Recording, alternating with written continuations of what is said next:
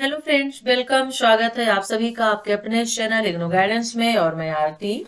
चलिए आइए, आज का जो वीडियो है BHDC 134 का है और ब्लॉक 3 है, यूनिट 13 है और आपके एग्जाम भी करीब ही आ रहे हैं। हजारी प्रसाद द्विवेदी और उनका निबंध कुटुस जो है उससे ये लिया गया है। तो हजारी प्रसाद द्विवेदी और उनके निबंध में चलिए देख लेते हैं। इसमें सबसे पहले इसमें निबंध का स्वरूप आएगा। Okay, right. निबंध का स्वरूप, फिर निबंध और कहानी, साहित्यिक विधा के रूप में निबंध, लेखकी व्यक्तित्व की अभिव्यक्ति, हिंदी निबंध साहित्य की परंपरा और आचार्य हजारी प्रसाद द्विवेदी, आचार्य हजारी प्रसाद द्विवेदी का परिचय और साहित्य। ठीक है, फिर हजारी प्रसाद द्विवेदी के निबंध की विशेषताएं। इसमें सिर्फ हम इम्पोर्टेंट लेंगे, यानी एक निबंध का स्वरूप क्या होता है, साहित्यिक विधा के रूप में निबंध क्या है, निबंध और कहानी में क्या अंतर है, हो सकता है कि क्वेश्चन पूछ दे, और साथ ही साथ में हम एक क्वेश्चन लेंगे कि निबंध की विशेषताएं। ठीक है, हजारी प्रसाद द्विवेदी के निबंध की विशेषताएं क्या है। तो चलिए आइए फिर यहाँ पर शुरू कर देते हैं। ठीक है, तो देखिए, हजारी प्रसाद जो द्विवेदी हैं वो आलोचक, शोधकर्ता, उपन्यासकार और निबंधकार के रूप में हिंदी साहित्य में प्रतिष्ठित है। तो किसके रूप में? आलोचक, शोधकर्ता, उपन्यासकार और निबंधकार के रूप में। और उनका नाम जो है आचार्य रामचंद्र शुक्ल के साथ लिया जाता है। रामचंद्र शुक्ल के हिंदी साहित्य का इतिहास के बाद आचार्य द्विवेदी का हिंदी साहित्य का इतिहास से संबंधित पुस्तकें अत्यंत चर्चित रही हैं। तो इसको यहीं पे छोड़ देते हैं। ठीक है ना। उन्होंने बहुत सारे निबंध लिखे हैं और निबंध साहित्य में उनका उल्लेख आचार्य रामचंद्र शुक्ल के साथ किया जाता है और इसके अलावा उन्होंने 4 उपन्यासों की रचना भी की है। तो इस पाठ्यक्रम में, इस लेसन में हम आचार्य हजारी प्रसाद द्विवेदी के निबंध कुटज का अध्ययन करेंगे। ठीक है, अध्ययन कुटज को हम पढ़ेंगे। तो निबंध का स्वरूप, निबंध क्या है? हो सकता है कि आपसे क्वेश्चन पूछ दे कि निबंध क्या है, निबंध से आप क्या समझते हैं, समझाइए। तो थोड़ा इसको भी हम यहाँ पर देख लेते हैं, जो वेरी इंपॉर्टेंट है। तो निबंध के स्वरूप में निबंध का अर्थ होता है नी प्लस बंध। बंध यानी बांधना, जो रचना अच्छी तरह से बधी हुई हो, अर्थात सुगठित हो, तो ये निबंध का अर्थ होता है। ऐसी रचना जो अच्छी तरह से बधी हुई हो, सुगठित हो, वो निबंध कहलाती है। ठीक है, और आए हुए विचार क्रमबद्ध रूप में उपस्थित हो, यह निबंध की परिभाषा हो गई, अर्थ हो गया। ठीक है, और यह निबंध की समुचित परिभाषा नहीं है, क्योंकि इसको समझने के लिए और बहुत कुछ भी जानना जरूरी है निबंध के बारे में। तो सबसे पहली बात कि निबंध जो है वो गद्य रचना है। ओके, क्योंकि ये पूरा जो यूनिट है वो आपका हिंदी निबंध है। अब निबंध ही पूरा इस यूनिट में ब्लॉक में दिया हुआ है। ब्लॉक 3 जो है वो आपका हिंदी गद्य निबंध है। तो हो सकता है कि निबंध से आप क्या समझते हैं, समझाइए, निबंध की विशेषताएं क्या है, ये कुछ पूछ सकता है क्वेश्चन, इससे बन सकता है। तो निबंध गद्य रचना है और कविता में लिखी हुई कोई भी रचना निबंध नहीं होती है। तो निबंध हमेशा गद्य में होता है, ये आपको अपने दिमाग में बिठाना होगा। और इसका अर्थ यह भी हुआ कि निबंध आधुनिक गद्य विधा है। ओके, विधा पारंपरिक रूप से हमारे साहित्य में मौजूद नहीं होती है। जैसे महाकाव्य और नाटक मौजूद थे पहले के टाइम में, जो निबंध हुआ करता था वो गद्य के रूप में भी हुआ करता था, लेकिन नहीं, आज के टाइम में, आधुनिक टाइम में जो गद्य का रूप है, जो गद्य की विधा है, वही निबंध कही जाती है। ठीक है, तो इसका जन्म आधुनिक काल में गद्य के विकास के साथ हुआ और फिर पाठ विधा। ठीक है, यह तो ये क्या है, यह पाठ विधा भी है, श्रव्य एवं दृश्य विधा नहीं है ये। तो निबंध को पढ़ा जाता है, देखा और सुना नहीं जाता है। ठीक है, क्योंकि कहानी, उपन्यास और ये जो गद्य वगैरह पद्य वगैरह होते हैं, इनको देखा सुना भी जा सकता है, लेकिन जो निबंध होता है ये पाठ विधा यानी पढ़ने वाली चीज है, तो इसको सिर्फ पढ़ा जाता है, इसको देखा और सुना नहीं जाता है। तो इसका तात्पर्य यह भी हुआ कि इसका जन्म पत्रकारिता और विशेष रूप से साहित्यिक पत्रकारिता के बाद हुआ। ये माइंड में रखना होगा, कॉपी पेन लेके बैठा करिए और मेन रीडिंग जो मैं बताती हूँ उसे आप लोग नोट कर लीजिए। तो निबंध से संबंधित कोई क्वेश्चन आता है तो आपको यही लिखना होगा। ठीक है, और हम लोग देखते हैं कि अखबार वगैरह में, मैगजीन वगैरह में क्या होता है, निबंध लिखने के लिए आता है, लोग पढ़ते भी है, कॉलम उसमें आता है। तो यहाँ पर देख लेते हैं थोड़ा सा।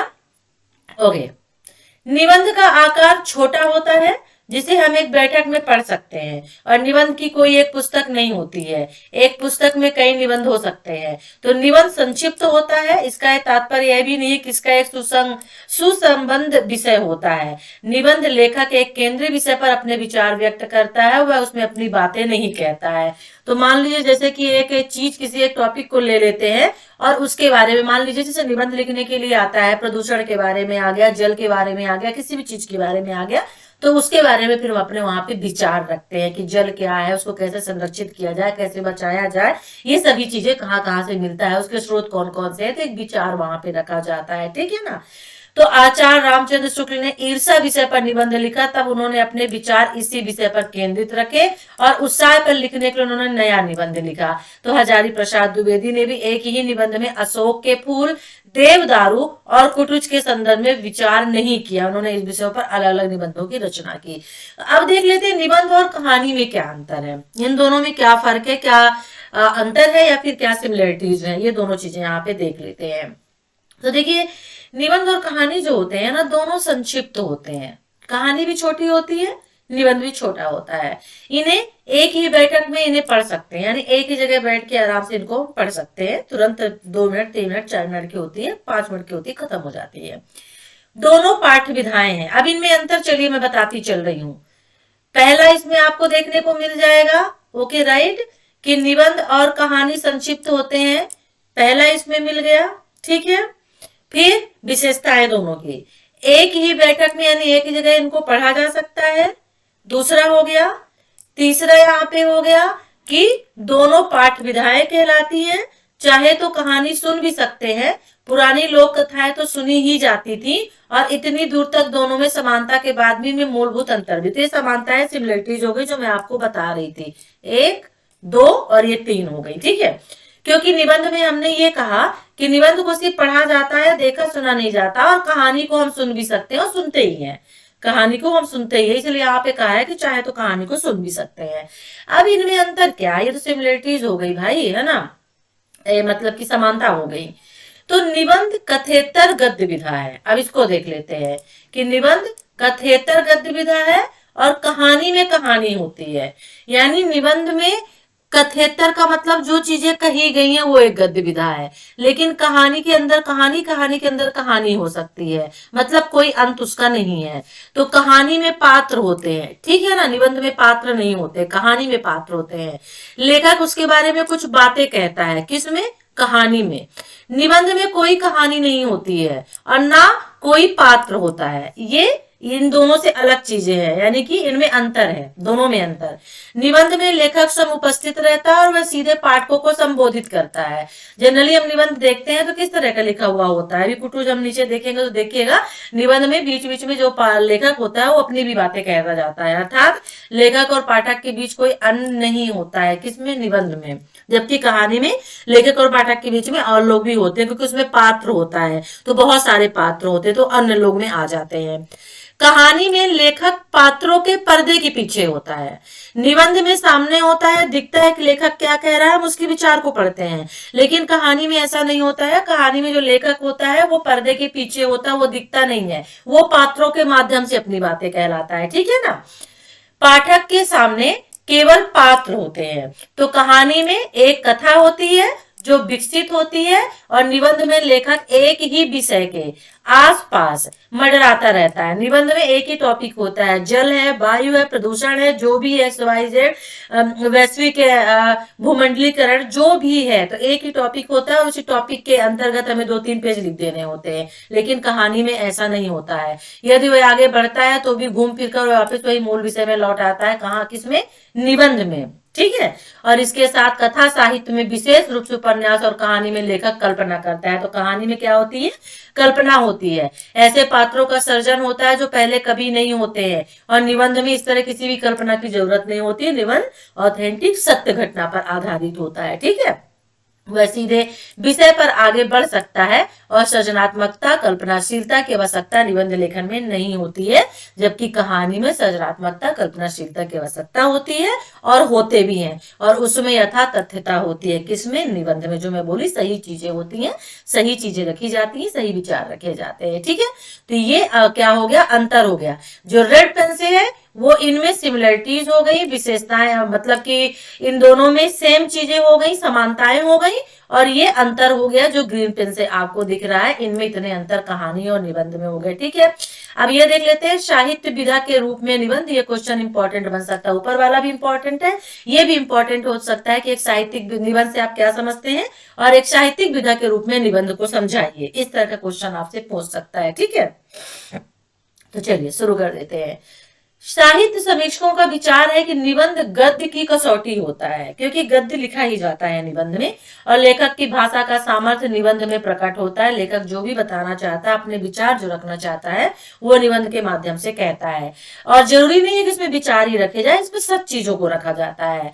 निबंध अपना स्वरूप विकसित करता रहता है, इसलिए दो निबंध दो भिन्न रूप में हमारे सामने आते हैं। एक निबंध आता है जो विचार प्रस्तुत किए जाते हैं, चाहे वो लेखक के हो चाहे किसी भी चीज के हो, और एक भाव होता है। तो मोटे तौर पर निबंध दो तत्व होते हैं। निबंध के दो तत्व हो गए, कौन से हो गए? विचार हो गया और दूसरा भाव हो गया। ठीक है, निबंध में लेखक, अब हेडिंग लिख लीजिए अपने कॉपी में कि निबंध के, पहले हमने बताया निबंध क्या होते हैं, फिर निबंध और कहानी में अंतर बताया, निबंध कहानी में सिमिलरिटीज यानी समानताएं बताई। अब हम आपको बता रहे हैं कि जो निबंध है वो साहित्यिक विधा के रूप में किस तरह से है।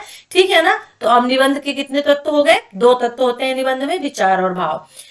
निबंध में लेखक कुछ विचार व्यक्त करता है, कुछ बातें वह कहना चाहता है, और उसके साथ यह भी ध्यान रखना चाहिए कि निबंध सिर्फ लेखन सिर्फ जानकारी तक अपने आप को सीमित नहीं रखता है।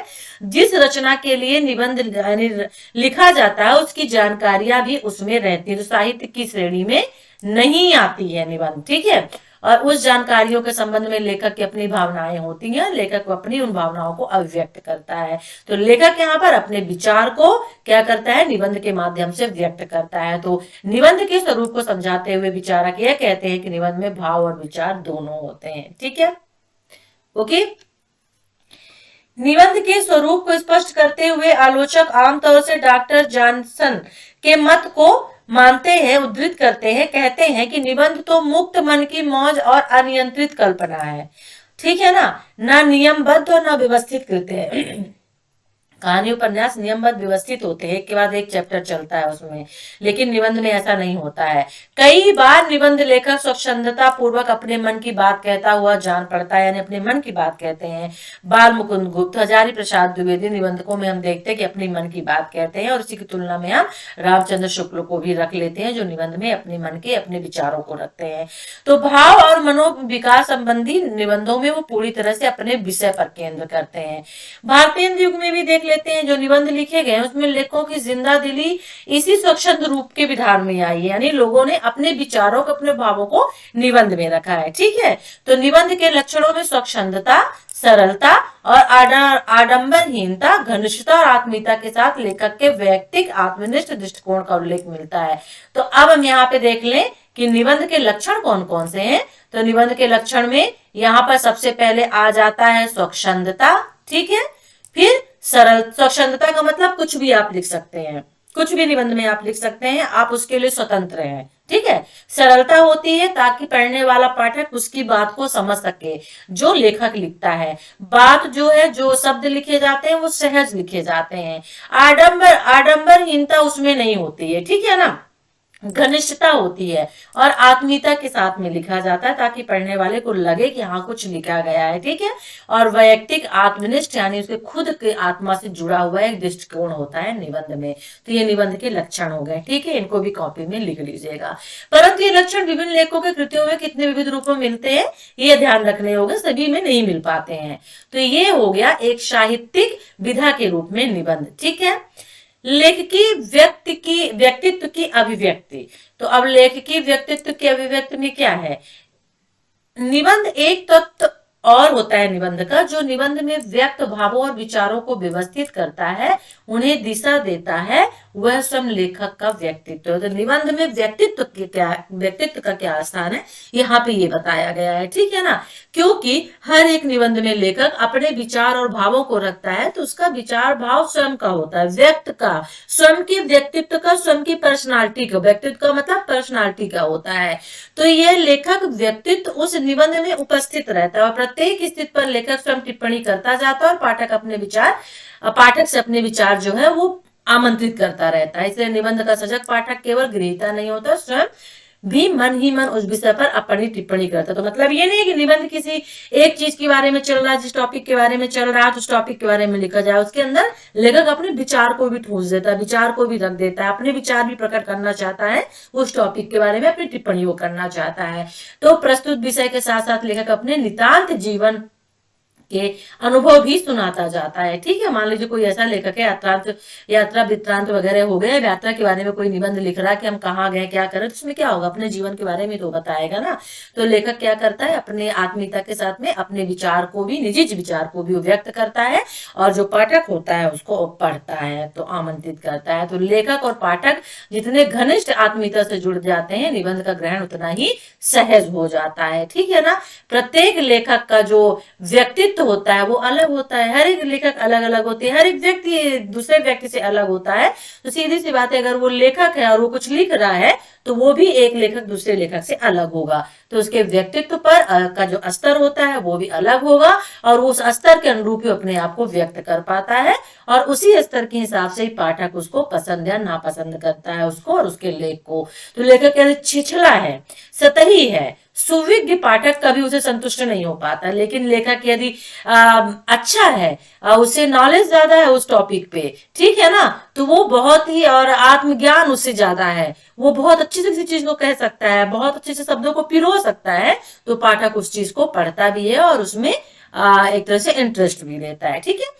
तो निबंध के इस अव्यवस्थित गठन के आगे चलकर अनेक कथेतर गद्य विधाओं का जन्म हुआ। इनमें यात्रा वृत्तांत हो गए, संस्मरण हो गया, डायरी हो गया, आत्मकथा, रिपोर्टाज आदि सभी निबंध के अंतर्गत आ जाते हैं। ठीक है ना। और जिस तरह से देखिए, अब आत्मकथा आ गई तो निबंध में क्या होता है, लेखक अपने विचार ही तो रखता है ना, अपनी पर्सनालिटी को रखता है, अपने मन के भावों को कहता है। तो संस्मरण में भी यही होता है, आत्मकथा में भी यही होता है, डायरी में भी यही होता है, बस कभी वो अपनी और कभी दूसरों की लिखता है, बस। ठीक है ना। जिस कथा साहित्य की केंद्रीय विधा कहानी और उपन्यास है, उसी तरह कथेतर गद्य विधाओं की केंद्रीय विधा निबंध है। तो कथा साहित्य की केंद्रीय विधा कहानी, उपन्यास, और कथेतर गद्य विधा यदि आ जाता है तो फिर आपको निबंध के बारे में लिखना होगा। ठीक है ना। ओके। तो अब यहाँ पर क्या हमने पढ़ा, निबंध एक कथेतर गद्य रचना है। इसका उद्भव आधुनिक युग में पत्रकारिता के उदय के साथ हुआ। निबंध का आकार छोटा होता है और इसे बैठक में पढ़ा जा सकता है। विशेषताएं हैं निबंध की, याद रखिएगा, ये निबंध की विशेषताएं हैं। ठीक है। निबंध में भाव और विचार के साथ साथ लेखक के व्यक्तित्व की उपस्थित रहती है। कविता के छंदों की तरह निबंध का स्वरूप नहीं होता है, वह अपना रूप बदलता रहता है। और निबंध से संस्मरण, आत्मकथा, डायरी, रिपोर्टाज आदि कथेतर गद्य विधाओं का जन्म हुआ। ठीक है। Okay, right. निबंध से किन किन गद्य विधाओं का विकास हुआ है, तो देखिए, संस्मरण, आत्मकथा, डायरी, रिपोर्टाज आदि गद्य विधाओं का जन्म हुआ है निबंध से। Okay, right. ठीक है।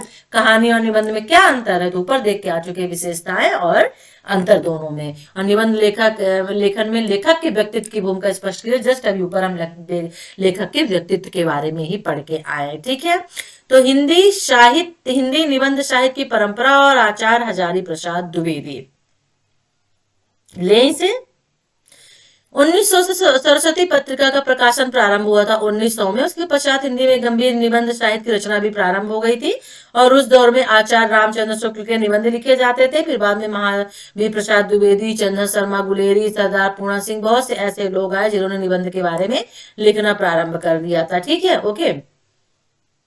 हजारी प्रसाद द्विवेदी का परिचय मैं इसे ऐसे कर देती हूँ, तो आप देख लीजिएगा, मैं इतना इंपॉर्टेंट इसे नहीं मानती हूँ। हाँ, इनका निबंध गद्य साहित्य इंपॉर्टेंट है, लेकिन इनका जीवन परिचय मुझे नहीं लगता। तो आप स्क्रीनशॉट ले सकते हैं, इसको पॉज करके आप लिख लीजिए। तो मैंने इसको इतना कर दिया। ठीक है ना। हम इंपॉर्टेंट चीज यहाँ पर लेंगे। ओके, ठीक है, सॉरी। निबंध साहित्य, अभी यही तो पढ़ के आ रहे हैं। निबंध पढ़ के ना कभी कभी थोड़ा सा मन में कंफ्यूजन सा होता है कि निबंध है क्या, इतना कुछ पढ़ लेते हैं। इस यूनिट में पूरा निबंध ही बिल्कुल दिया हुआ है ना। उपन्यास, हिंदी साहित्य का इतिहास, शोध एवं आलोचना के साथ उन्होंने निबंध की रचना की थी। किन्होंने की थी? हजारी प्रसाद द्विवेदी ने की थी। और द्विवेदी जी को साहित्य अकादमी पुरस्कार उनके निबंध संग्रह पर प्रदान किया गया था, जिसका उल्लेख हम कई बार कर चुके हैं। मुझे नहीं पता ओके कब इन्होंने उल्लेख किया है। ओके, चलिए ठीक है। अब यहाँ पे हम इनका वो देख लेते हैं, वेरी इंपॉर्टेंट जो है इनका निबंध संग्रह जो है वो देख लीजिए। अशोक के फूल, कल्पता, विचार और वीरतक, कुटस, जो हम नीचे देखेंगे अब, आलोक पर्व, ठीक है, इनके ये क्या है, निबंध संग्रह है। हम यहाँ पर कुटज देखेंगे तो हम कुटज देख लेते हैं, ठीक है ना, जो वेरी इंपॉर्टेंट है, जिसके बारे में हमें यहाँ पढ़ना है। हाँ, यहाँ पे हजारी प्रसाद द्विवेदी के निबंध की विशेषताएं देख लेते हैं, ये क्वेश्चन आपसे पूछा जा सकता है, ठीक है ना।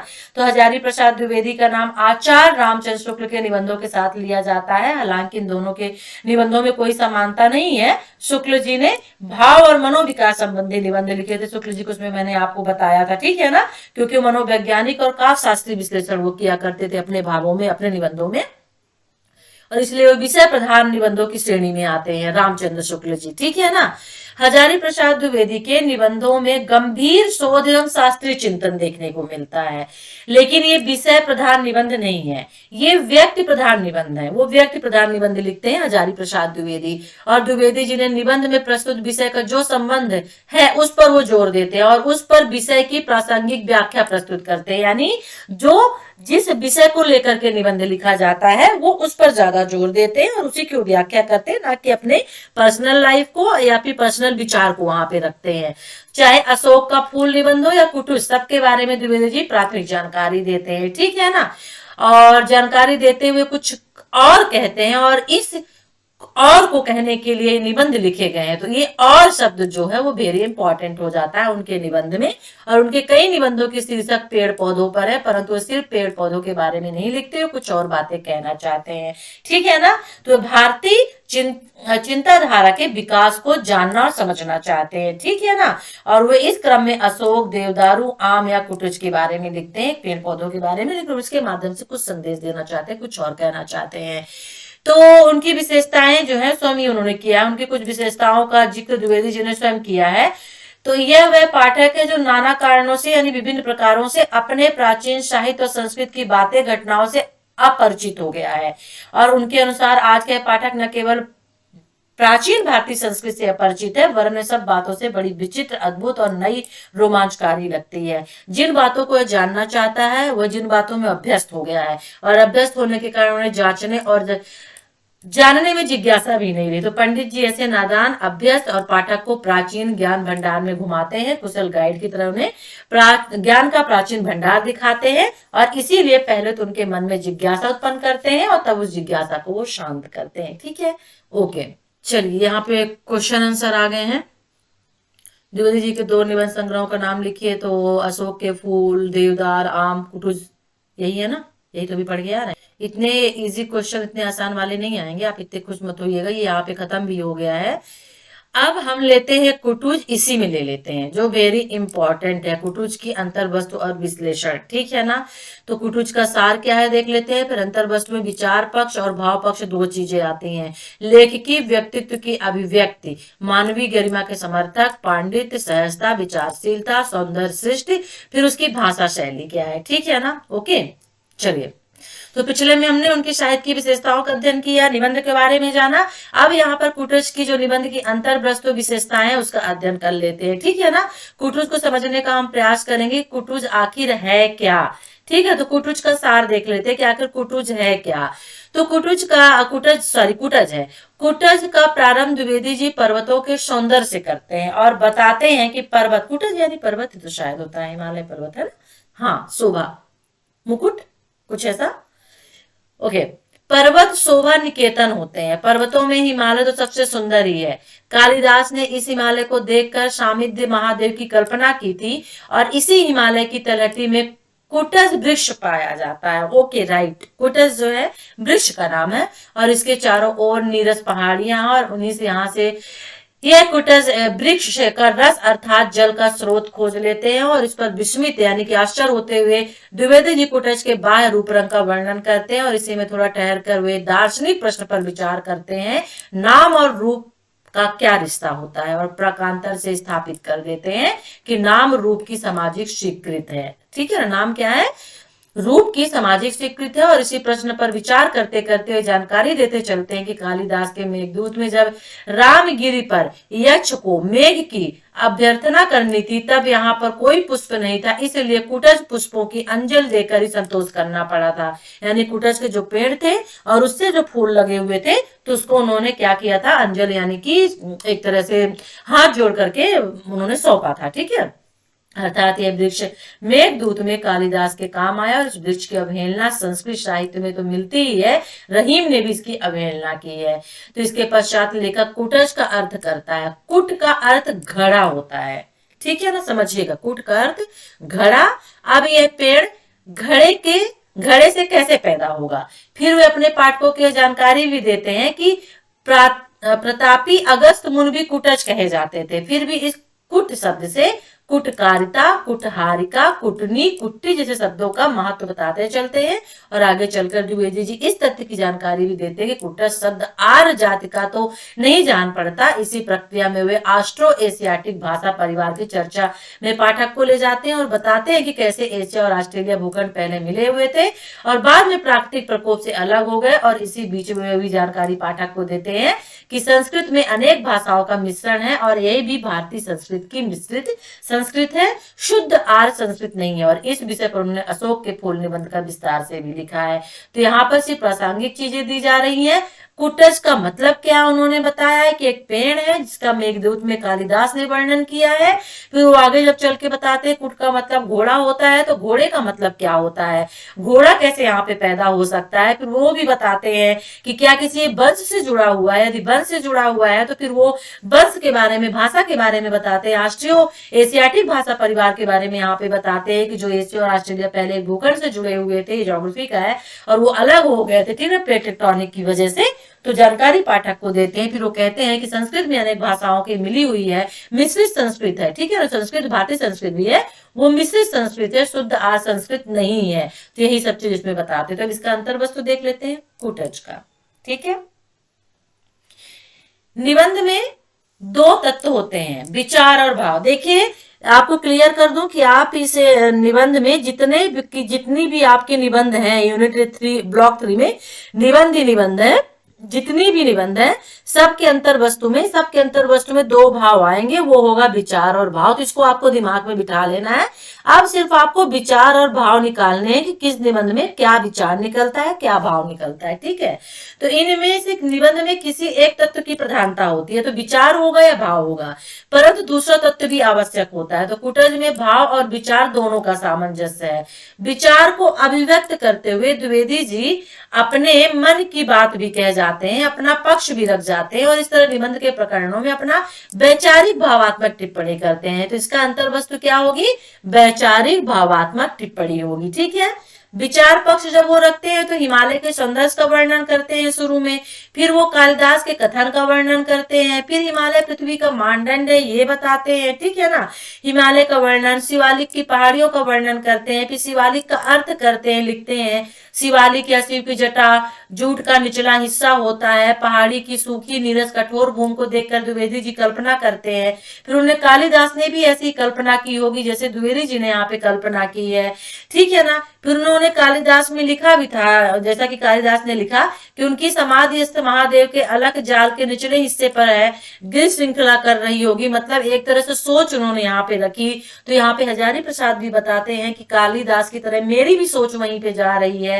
और वह स्थान है जहाँ इतना सूखा है कि धूप भी सूख गई और इतने सूखे पानी में कहाँ से आता। यहाँ पर तो ठिंगना सा पेड़ दिखाई दे रहा है, यानी छोटा सा पेड़ दिखाई दे रहा है।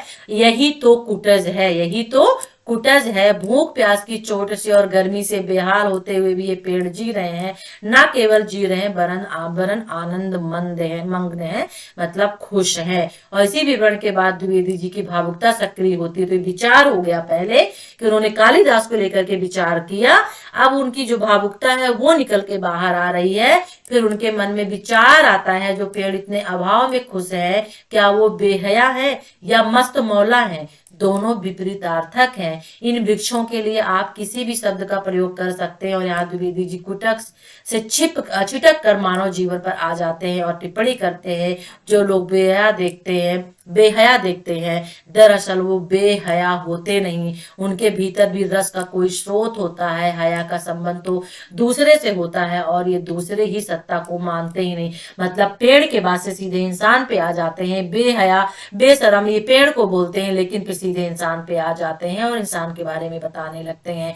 तो यहाँ द्विवेदी जी उन मनुष्यों पर टिप्पणी करते हैं जो बिना किसी को ठीक से जाने किसी पर झट से मूल निर्णय दे देते हैं। ठीक, यह मूल निर्णय ठीक ठीक नहीं है। किसी को जाने बगैर आप उसके बारे में, उसके कैरेक्टर के बारे में कैसे बता सकते हैं? यही द्विवेदी जी इसमें कहते हैं, अपने विचार पक्ष में रखते हैं, भाव रखते हैं। और ऐसा द्विवेदी जी कहते नहीं, ऐसा उनके कथन से संकेतित होता है, उनके कहने से पता चलता है। और द्विवेदी जी कुछ भी कहने से बचते हैं। उन्हें अपने नायक यानी कुटुज का पक्ष रखना है, लेकिन उस नायक का अनुचित टिप्पणी करने वालों पर कोई टिप्पणी नहीं करनी है। ठीक है, तो कभी कभी जो लोग ऊपर से बेहया दिखते हैं उनकी जड़ें काफी गहरी पैठ होती है। ये भी पाषाण की छाती फाड़कर न जाने किस अतरगर् से अपने आप को अंदर की ओर खींच कर ले जाए। तो ये है उनका क्या कहना, एक पेड़ से निकल के जो विचार होते हैं वो इंसान तक आ देते हैं। तो जहां यहाँ पर कुटज है वहां अकेला नहीं है, जहां पर यह कुटज है वहां यह अकेला नहीं है। और कई भी पेड़ हैं जिन्हें लेखक नहीं जानता, उनके सील को नहीं जानता, उनके पेड़ों के बीच फूलों से लदा हुआ अलमस्त पेड़ कुटज है, उजाड़ का साथी है। यहाँ कोई फलदार पेड़ नहीं, ऐसी जगह सिर्फ झाड़ झंखाड़ की होती है। ये पेड़ आत्मीयता से भर देता है और आत्मीयता लेखक में भी आ गई है। ठीक है, और ये जब पहली बार लेखक इस वृक्ष देखा तो लेखक को नाम नहीं सूझा। फिर एक मन में आया कि कौधा की यह तो कुटज है और संस्कृत साहित्य का बहुत परिचित किंतु कवियों द्वारा अवमानित छोटा सा शानदार वृक्ष कुटज है। तो ये द्विवेदी जी की लिखी हुई निबंध कुटज है। ठीक है, इसे आगे पढ़ लीजिएगा। परिहास भी वो आगे करते हैं। तो ये आपका अंतर वस्तु हो गया। कुटज का अर्थ करते हुए कहते हैं कि कुट घड़े को कहते हैं और घर को भी। तो घर में काम करने वाली दासी कुटकारिका हो गई और कुटहारिका कही जाती है। ठीक है ना, कुटहारिका कुटकारिका जो कि घर में काम करने वाली दासी होती है। कुट को घड़े भी कहते हैं और घर भी कहते हैं। तो अब कुटज घड़े में तो पैदा नहीं होता। इतने सारे संदर्भों के बीच द्विवेदी जिस प्रश्न का विचार करते हैं, कुटज आया कहाँ से और पेड़ और इस पेड़ का नाम कहाँ से आया, फिर द्विवेदी जी की संदेह प्रकट करते हुए कहते हैं कि आर्य भाषाओं का शब्द नहीं है ये। ठीक है ना। इसके बाद वैज्ञानिक भाषा सिल्वा वैली को स्मरण करते हैं। उनका मत है कि संस्कृत भाषा में फूलों, वृक्षों, खेती, बागवानी के अधिकांश शब्द अंग्रेजी भाषा परिवार से लिए गए। एक पेड़ से शुरू हुई कुटज की जो निबंध थी, कहानी निबंध है, वो चल के कहाँ इंसान तक पहुंच जाती है, भाषा तक पहुंच जाती है, देश तक पहुंच जाती है। इसे तो हम पढ़ ही चुके हैं। ठीक है ना। ओके, तो ये है कुटज। ओके, तो विस्तार करते हुए जीवन की एक कला ही नहीं तपस्या है। उसका मत है कि जिंदा रहना बहुत बड़ी बात है। मनुष्य की जिजीविसा इतनी बड़ी चीज है, यानी जिज्ञासा की जिजीविसा कुटुज में दिखाई देती है। वहां वो याज्ञवल्क्य का उदाहरण देते हैं जो कहते हैं कि सब कुछ स्वार्थ के लिए, तब क्या संसार में प्रेम, सेवा, देशभक्ति कोई मूल्य नहीं है। ये सभी चीजें उन्होंने अपने कुटज में लिखी है। वेरी इंपॉर्टेंट है। तो कथ्य में अभिव्यक्ति मूल बिंदु क्या दिखता है? पर्वत शोभा निकेतन होते हैं, फिर हिमालय तो पृथ्वी का मानदंड है। कथ्य में अभिव्यक्त मूल बिंदु है। तो निबंध का सार तत्व क्या निकलता है? कुटज निबंध का सार तत्व ही निकलता है। कालिदास ने हिमालय को देखकर समस्त महादेव कल्पना की।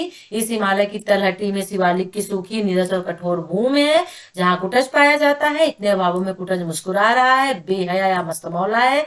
यह अलमस्त पेड़ है, उजाड़ का साथी है। मेघदूत में मेघ यक्ष का संदेश लेकर रामगिर पर्वत पर पहुंचता है तो उसकी अभ्यर्चना कुटज के पुष्पों से की जाती है। और यह संस्कृत साहित्य का अत्यंत परिचित और अवमानित पेड़ है।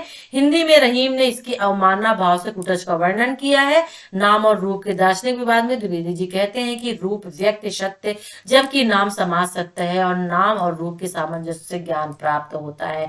कुटज आर्य भाषाओं का शब्द नहीं है। संस्कृत में अनेक भाषाओं के शब्द घुल मिल गए हैं। ठीक है ना। और ये जो है अनेक जातियों की संस्कृत का मिश्रण है जो भारतीय संस्कृत है। कुटज में अपराजय जीवन शक्ति है, सुख और दुख मन के विकल्प है और कुटज इतने अभावों के बीच मस्त मौला बना हुआ है।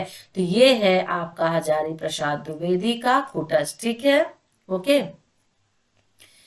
तो आई थिंक्स भाव पक्ष भी इसे देख लीजिएगा, बहुत कम है इसमें भाव पक्ष। ठीक है ना, कि भाव पक्ष में क्या आएगा? आश्चर्य और जिज्ञासा उन्हें आई। उन्होंने क्या देखा? आश्चर्य और जिज्ञासा उनके भाव पक्ष में देखने को मिला। ठीक है, और यही दो ही चीज उनके भाव पक्ष में थी। इनको एक्सप्लेन करके लिख दीजिएगा। आश्चर्य पेड़ के बारे में था और फिर थोड़ी जिज्ञासा हुई कि आखिर ये कुटज है क्या, कहाँ से आया, किस तरह से आया, ये सभी चीजें इसमें है। ठीक है ना। तो आश्चर्य और जिज्ञासा इसके भाव पक्ष के अंतर्गत आ जाएगी। ठीक है। ओके, चलिए आज के लिए इतना काफी है। और इम्पोर्टेंट भी था, जो इम्पोर्टेंट था मैंने वो आपको बता ही दिया है। तो वीडियो अच्छा लगे तो लाइक करिए, शेयर करिए, चैनल को सब्सक्राइब कर लीजिए नहीं किया है। इसकी भाषा शैली यदि आप देखना चाहेंगे तो इसकी भाषा शैली क्या है? ये एक संवाद धर्मी निबंध है, यानी प्रारंभ भी एक संवाद से होता है। कभी कभी पाठक से संवाद करते हैं, कभी स्वयं से संवाद करते हैं, कभी पाठक को कुछ कुछ बताते हैं और वो कुछ ऐसा बताते जाते हैं जैसा पाठक की जानकारी में कभी रहा ही नहीं हो, और इस प्रक्रिया में पाठक के ज्ञान और समझ का विस्तार होता है। और कभी कभी ऐसा भी लगता है कि मानो द्विवेदी जी अपने पाठक के ज्ञान का आनंद ले रहे हैं, ठीक है ना। और ऐसा आनंद लेते हुए भी पाठक के मन में हीनता ग्रंथ उत्पन्न नहीं होती है। आपको नहीं लगेगा पढ़ते वक्त कि आपको कुछ मालूम नहीं है और वो आपको बता रहे हैं, तो उसको लगता रहता है कि इस निबंध को पढ़कर मैं समृद्ध हुआ हूँ। वे गंभीर बातें इतनी सहजता से कहते हैं जिसमें आश्चर्य में आनंद की सृष्टि होती है। और सब कभी कभी पाठक को आश्वस्त करने के लिए, उसमें आत्मविश्वास को बनाए रखने के लिए तर्क भी देते जाते हैं। जानकारी ना होना इतना बड़ा दोष नहीं है, वे पाठक को उसी प्रभाव में भी बताते चलते जाते हैं। पाठक भी नादान नहीं है, कुछ मामलों में लेखक भी नादान है। हिमालय की तलहटी में कुटज के आसपास कितने जार जंकार हैं जिनका नाम द्विवेदी जी को पता नहीं है और इसे वे ईमानदारी से स्वीकार भी करते हैं। तो ये इसकी क्या हो जाती है, ये इसकी भाषा शैली हो जाती है, बहुत ही सहज है। तो संवाद शैली से निबंध की संप्रेषणीयता बढ़ जाती है, ठीक है ना। निबंध की एक विशेषता यह भी होती है कि उसमें लेखक सीधे पाठक से जुड़ जाता है। कहानी में लेखक और पाठक के बीच में कहानी होती है, पात्र होते हैं, और निबंध में लेखक और पाठक के बीच कोई नहीं होता है। द्विवेदी जी निबंधों की शैली व्यक्ति प्रधान है। तो शैली कैसी है, व्यक्ति प्रधान है, ये आपको याद रखना होगा। कैसी है, व्यक्ति प्रधान है। और कुटज में कुटज तो होता ही है, स्वयं लेखक भी होता है। जिस प्रकरण से संदर्भ में विचार करने में लेखक की इच्छा होती है, मन होता है, द्विवेदी जी उस प्रकरण का जिक्र कर देते हैं। बहुत सारे प्रकरण है, हिमालय का, लैंग्वेज का, कालिदास का, रहीम का, सभी को तो उन्होंने किया है, ठीक है ना। महादेव की महिमा का गान कर सकते हैं। शैली का खुलापन कथ्य का विस्तार कर देता है, ठीक है। तो ये हो जाएगा आपका क्या, भाषा शैली हो जाएगी, ठीक है ना। यात्रा वृत्तांत भी बीच बीच में दिखाई देता है। शिवालिक की पहाड़ियों को जैसे यात्रा वृत्तांत किया है, उनके बारे में बताया है। चिंतन प्रकरण समाप्त हो जाता है, जब वो किसी निष्कर्ष पर पहुंच जाते हैं तो सूक्ति परक वाक्य लिखने लगते हैं, ठीक है। सूक्तियों का गंभीर दार्शनिक अर्थ होता है। तो ये सभी चीजें इनके भाषा शैली में देखने को मिलेगी। और कुटज में प्राचीन भारतीय साहित्य और संस्कृत के अनेक प्रसंग भी देखने को मिलेंगे। भाषा बहुत संस्कृत निष्ठ है, कुछ शब्द बहुत प्राचीन अर्थ के साथ आए हुए हैं। वर्तमान पाठक को उनको पर्यायवाची ढूंढकर अर्थ ग्रहण करना होगा। तो ये हो गई भाषा शैली, जो कि हर एक निबंध के लिए वेरी इंपॉर्टेंट होती है, ठीक है ना। तो ये यहीं पे हो जाता है खत्म। हम नेक्स्ट वीडियो संदर्भ सहित व्याख्या लेंगे। जितने भी आपके ब्लॉक 3 में जितने भी निबंध दिए हुए हैं और जिन भी नीचे संदर्भ दिया हुआ, इसी तरह से उद्धरण दिया हुआ है, फिर उसके बाद आपको उसको क्या करना होगा, संदर्भ के साथ में व्याख्या करनी होगी। तो एक हम स्पेशल वीडियो इसका लेके आएंगे, तो हमारा नेक्स्ट वीडियो वही होगा। तो वीडियो को लाइक करिए, शेयर करिए, चैनल को सब्सक्राइब कर लीजिए नहीं किया है तो, ठीक है ना। और हमारा जो नेक्स्ट होगा वो होगा आपका व्याख्या करने का। अभी इसको नहीं लेंगे, सहज पढ़ो का मणिदीप इसे नहीं लेंगे अभी, ठीक है ना, वही लेंगे। तो चलिए फिर हमारे ग्रुप से भी जुड़ जाइए। वीडियो के डिस्क्रिप्शन बॉक्स में व्हाट्सएप का और उसका ग्रुप दिया हुआ है टेलीग्राम का, तो उससे ज्वाइन हो जाइए, ठीक है ना। Take care, bye.